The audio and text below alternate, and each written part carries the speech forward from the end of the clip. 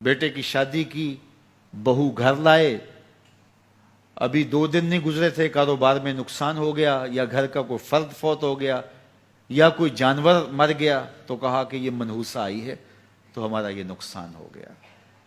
اگر وہ نہ آئی ہوتی تو پھر یہ نقصان نہ ہوتا، پھر تم قیامت تک جینا تھا، یا اس سے قبل تمہارے کبھی نقصان نہیں ہوئے۔ تمہارے گھر کے اندر بیٹیاں موجود ہیں، یہ بھی کل کسی کی بہو بنیں گے، اور ان کا بھی کوئی نقصان ہو سکتا ہے، اور یہ بھی منحوسہ قرار دی جا سکتی ہے۔ پھر تانو تشنی کے تیر جو ہے وہ اس کے اوپر لگائے جانے لگے۔ کتنی زیادتی ہے، کتنا ظلم ہے، کسی کا دل توڑنا، کسی کا دل دکھانا، کسی کو منحوس قرار دے دینا۔ از خود تمہارے پاس کیا سند ہے؟ تمہیں الہام ہوا ہے؟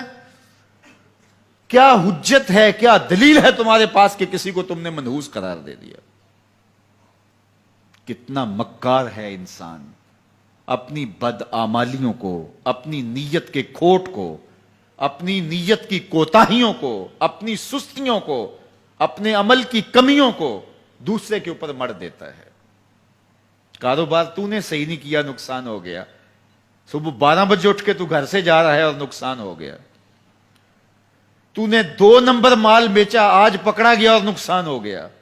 تم نے ٹیکس نہیں دیا، تم نے زکوٰۃ نہیں دی، تم نے دروازے پہ کھڑے ہوئے سائل کو جھڑکا، نقصان ہو گیا۔ یہ تمہارے پاپ ہیں جو مصیبت بن کے تمہارے سامنے آتے ہیں۔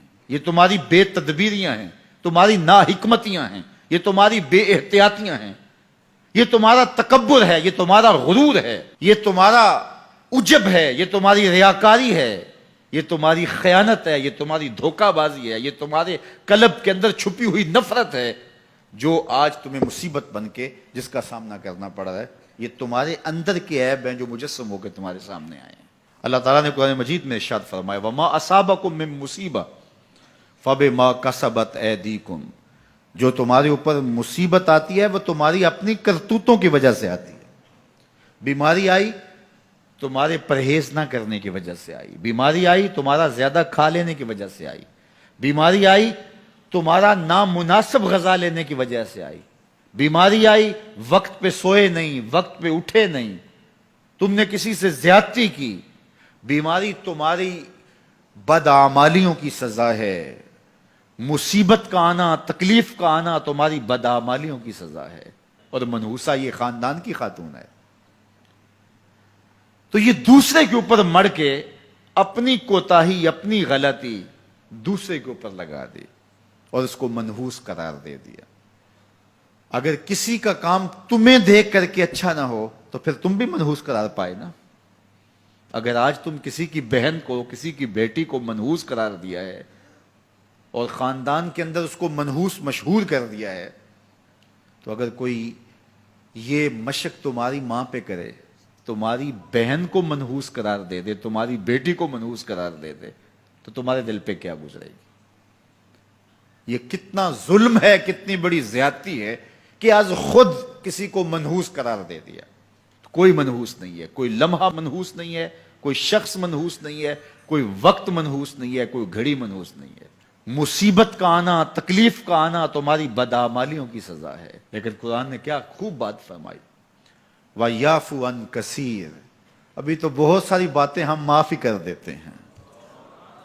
تم نے کوئی گناہ کیا، پھر تمہارے ہاتھ اٹھ گئے، ہم نے معاف کر دیا۔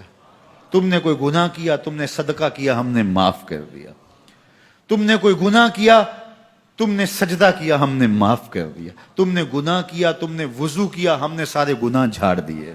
تو کچھ اعمال ایسے ہیں کہ جن کی سزا بھگتنی پڑتی ہے لازمی، لیکن زیادہ عمل ایسے ہیں اللہ فرماتا ہم زیادہ یوں ہی معاف کر دیتے ہیں، اور اگر ہم سارے معاف نہ کریں تم چل ہی نہ سکو، زندگی تمہاری گزرے ہی نہ، اتنی مصیبتیں تمہارے اوپر ٹوٹ پڑیں، لیکن تم وہ منحوسہ کو قرار دے کے اپنے اوپر سے ٹال رہے ہو۔ فلاں منحوسہ اس لیے یہ سب کچھ ہو رہا ہے، فلاں نے تعویذ ڈال دی اس لیے سب کچھ ہو رہا ہے، بلی راستہ کاٹ کی تھی، یہ مصیبتیں ساری اس لیے آئی ہیں۔ یہ تمہارے اندر کے عیب ہیں جو مجسم ہو کے تمہارے سامنے آئے ہیں۔